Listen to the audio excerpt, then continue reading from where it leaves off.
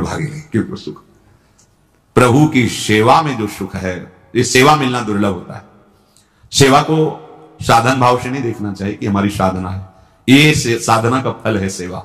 जिससे आप प्रभु को जो दुलार कर रहे हैं ना, सीधे प्रभु अधीन। जय श्री राधे प्यारे भक्तों, श्री प्रेमानंद जी महाराज जी के श्री मुख से जो भी वाणी निकलती है वह समझो रामबाण है। उस वाणी को सुनकर आप अपने जीवन में उतारिए और इस वाणी का और सत्संग का लाभ उठाइए।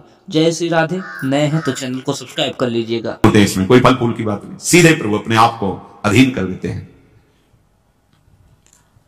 भगवान शिव कह रहे हैं कि हनुमान जी के समान बड़भागी कोई नहीं, क्योंकि सेवा सुख, जिनके प्रेम और सेवा का स्वयं प्रभु अपने श्रीमुख से बार बार बड़ाई करते हो। हनुमान जी की हम बड़ाई क्या करें। ते अवसर मुनि नारद आए कर तलबीन, गावन लगे राम कल कीरति सदा नवीन।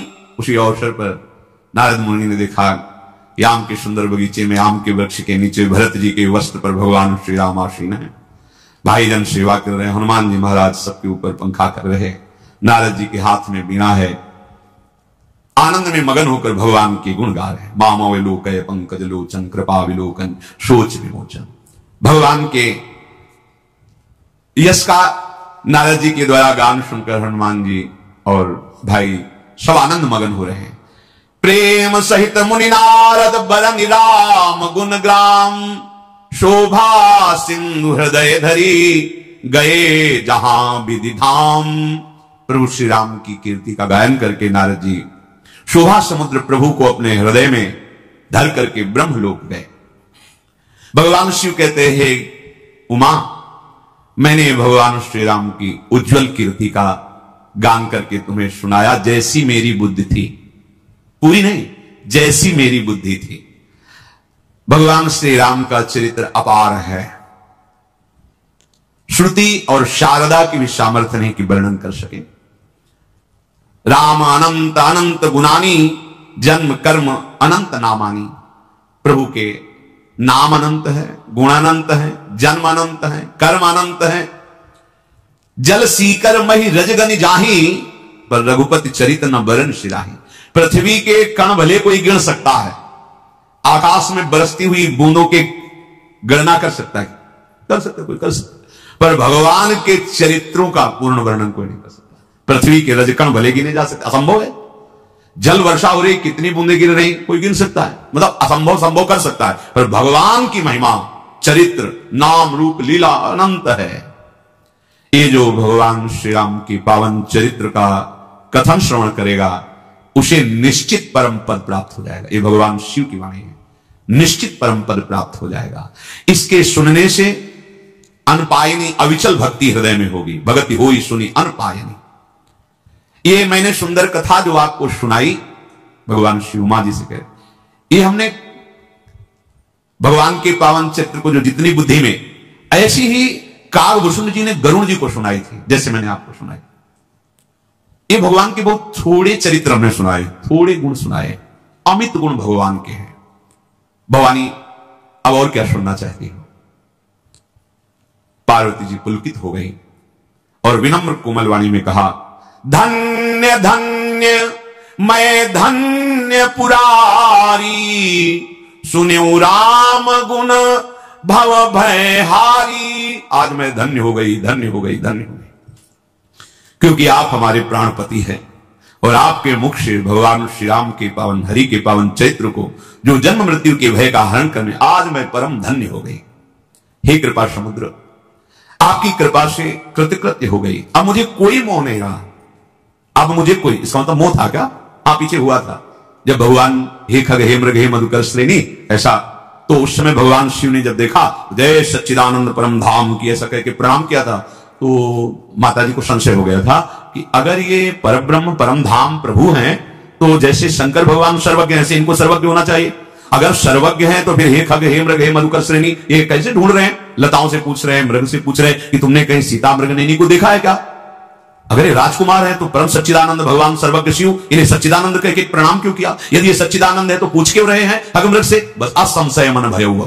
पहले हुआ था, अब नहीं है। आपकी कृपा से तुम्हारी कृपा कृपायतन अब कृतकृत्य नमो हो, जाने राम प्रताप प्रभु चिदानंद संदो। हे नाथ, आपके श्रीमुख रूपी चंद्रमा श्री राम की कथा रूपी अमृत को जो बरसा रहा है, हे मतिधीर, मैं अपने कर्णपुटों से उसे पान करके कृतकृत्य हो रही हूं। अम्बा बोल रही, बड़ा सुख मिला। प्रभु के चरित्र सुनते सुनते बस तृप्ति नहीं हो रही, ऐसा लगता है और सुनने को मिले। अगर कोई ये कहता है कि मैं तो रामचरित्र वो सुन चुका हूं, वो बात वो सुन चुका हूं, तो कह रहे रस विशेष जाना तीन, इसका मतलब अभी उसको रस प्राप्त नहीं हुआ, इसीलिए कह रहा है नहीं मैं ये बात तो मैं सुन चुका हूं। जो जीवन मुक्त महामुनि है वे भी बार बार भगवान के चरित्र सुनते रहते हैं। जो संसार रूपी समुद्र से पार जाना चाहता है उसके लिए सहज उपाय है संसार से पार होने का, क्या? भगवान के चरित्रों को सुनते रहो, भक्तों के चरित्रों को सुनते रहो। जब कानों से भगवान के चरित्र को सुना जाता है तो भगवान हृदय में जाकर विराजमान हो जाते हैं, सारे दोषों को नष्ट करके उसे परम पद प्रदान, श्रवण मात्र से भगवत प्राप्ति। भगवान के ऐसे पावन चरित्र हैं। जगत में कौन ऐसा कान वाला है जिसको भगवान के चरित्र अच्छे न लगे? जो विषयी पुरुष है उनको भी सुख मिलता है। अगर नींद की गोली से भी नींद ना आती हो तो सत्संग में आके बैठ जाना, आ जाएगी, क्योंकि वो इंद्रियों को ऐसी शांति और विश्राम मिलती है। अब क्योंकि मलिन हृदय है तो वो दिव्य भाव में नहीं पहुंच पाता, पर निद्रा भाव में तो पहुंच ही जाएगा, सो जाएगा, विश्राम मिलेगा।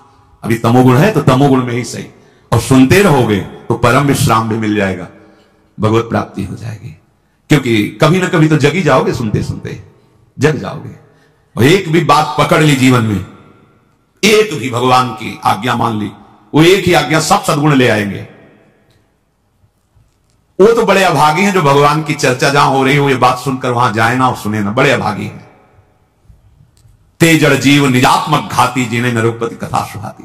जहां जहां प्रीतम की बात हो रही वहां सत्संग हो रहा है, अच्छा 4 कदम लंबे लंबे रखो, पहुंचो श्रवणेंद्रिय, सुनो 10 मिनट, 1 घड़ी, आधी में पुनियादि, कुछ तो सत्संग कान में गया, कानों की सार्थकता हो गई, जीवन धन्य हो गया। जो रोज सत्संग सुनते हैं, अहो भाग्य, अहो भाग्य।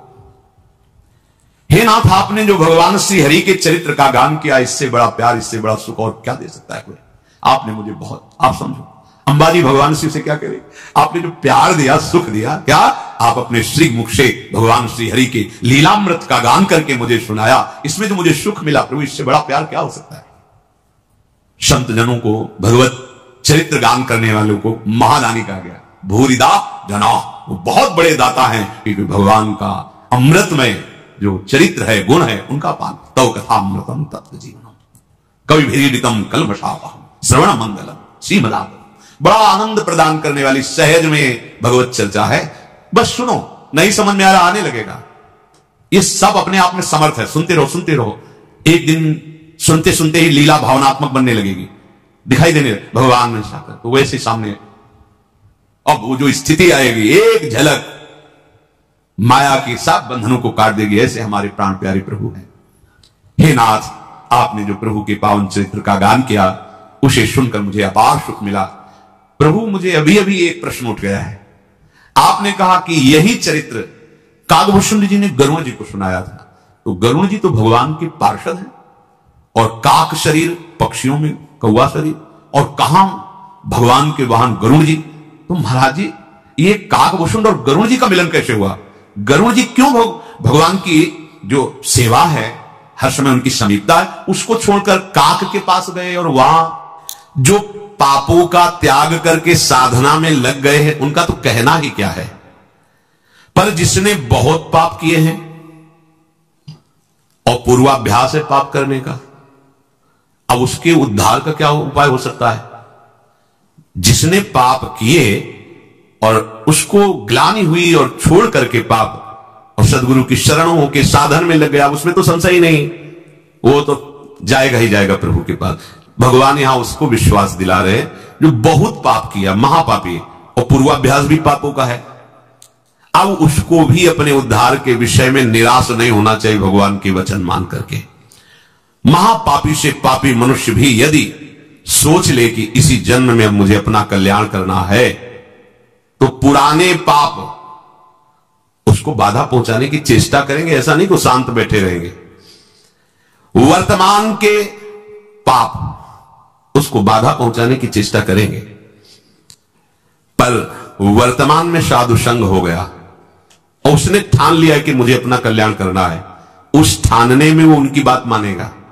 वर्तमान के पापों पर रोक होनी शुरू हो जाएगी और उनकी बात मानने पर उपासना में धीरे धीरे रुचि होने लगेगी, और जहां रुचि हुई तो पूर्व पाप जो बाधक हो नष्ट होना प्रारंभ हो जाएंगे। उसके हृदय में यह निश्चय होने लगेगा कि आज से मैं कभी पाप नहीं करूंगा। ध्यान दीजिए, ये कब हम जाने कि हमारे पुराने पाप नष्ट हो रहे हैं? वो तुम्हारे हृदय में जब निश्चय होने लगे आज से मैं पाप नहीं करूंगा, तो आपका हृदय इतना पवित्र होने लगा है कि पाप ना करने का, निश्चय करने का अधिकार कर रहा है।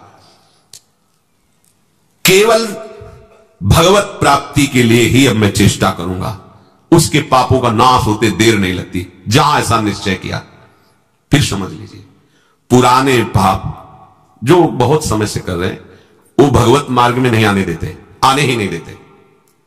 वो बहुत बड़े बंधन है। कहीं भगवत कृपा से साधु समागम के शब्द पड़े और ये लगा कि मैं तो महान पाप करने वाला नीच हूं, मेरा कल्याण कैसे होगा?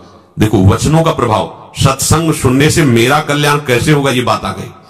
अच्छा, कल्याण तो साधु महात्माओं के संग से, सत्संग से होता है, और मेरा अभ्यास वर्तमान में पाप करने का कैसे बनेगा? उनके समीप गया, अपने कल्याण के लिए जो चेष्टा करनी चाहिए वो संत महात्मा बताने लगे। उनके शासन में ध्यान रखना है।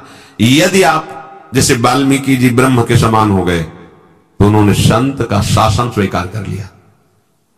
जब तक हम ना आवे तब तक यहीं बैठे रहना, तो नाम सीधा नहीं जप सकते तो उल्टा जपो, मरा मरा मरा, सिद्ध हो गए। संत का शासन संपूर्ण दुर्वासना और पाप का नाश करने के लिए होता है। जहां उस संत का शासन स्वीकार किया तो हृदय में बात आने लगती है, अब लो नशानी, अब नाम से बहुत पाप किया, अब नहीं करूंगा, हो गया। ये जब आने लगे तो जान लो पूर्व जो पाप बाधक थे वो नष्ट हो गए। तभी ये बात, जो पे दुष्ट हृदय सोई हुई मोरी सन्मुख आओ की सोई। अब जे ही उसने ये जीवन में निश्चय किया आप केवल भगवत प्राप्ति, तो उसके सारे पाप नष्ट होने में देर नहीं लगती। अब उसे जैसे कोई पूर्व वाला देखे, कंठी बांध लिया, तिलक बांध लिया, ये हम जानते हैं, शराब पीता था, व्यभिचार करता था, कत्ल करता था, ऐसा वैसा, तो उसके लिए भगवान आदेश करे साधुरेव समंतव्या सम्यक व्यवसिता, ऐसा आप उसे साधु मानो क्योंकि मेरी शरण में हो गया है। मैं कहता हूं अपिचेत सुदराचारो भजते माम मनन्य भाग साधुरेव समंतव्या सम्यक, कल था आज मेरा हो गया है। अब इसे आदेश करते भगवान साधुरेव समंतव्या, तुम इसे साधु ही मानो क्योंकि मैं करूंगा इसे साधु, करूं सद्यते ही। उसी के आगे श्लोक, क्षिप्रम भवति धर्मात्मा, बहुत जल्दी मैं उसे धर्मात्मा महात्मा बनाऊंगा। जब बनाने वाले कह रहे मैं बनाऊंगा तो आप फिर अपने को मानने में क्या है? ऐसे उसके पाप नष्ट हो जाते हैं जैसे 100 वर्ष से घना अंधेरा छाया हो और आप प्रकाश प्रकट करें तो 100 वर्ष में ही क्या हो, अंधेरा नष्ट होगा क्या ना?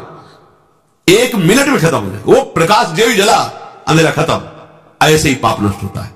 बोले बहुत पुराना पापी है और ऐसे ही खत्म हो गए, ऐसे ही खत्म होता है शरणागत का पाप। जैसे 100 वर्ष से साल में अंधेरा है, एक बल्ब जला, 1 सेकंड में प्रकाश हो, खत्म अंधेरा 100 वर्ष का। अब उसके लिए यह सिद्धांत नहीं 100 वर्ष आप प्रकाश करो तब अंधेरा खत्म, नहीं, ऐसे एक क्षण में पाप सारे के सारे भस्म शरण ने स्वीकार कर लिया। शरण ने, हम तो हम सर्व पापेभ्यो मोक्षयिष्यामि मा शुचा, मैं पवित्र करूंगा। कितने घंटे में? 1 सेकंड में, जा खत्म। जैसे प्रकाश हुआ 100 वर्ष का अंधकार नष्ट, ऐसे अनंत जन्मों के पाप सन्मुख होए जीव मोहि जमहि जन्म कोटि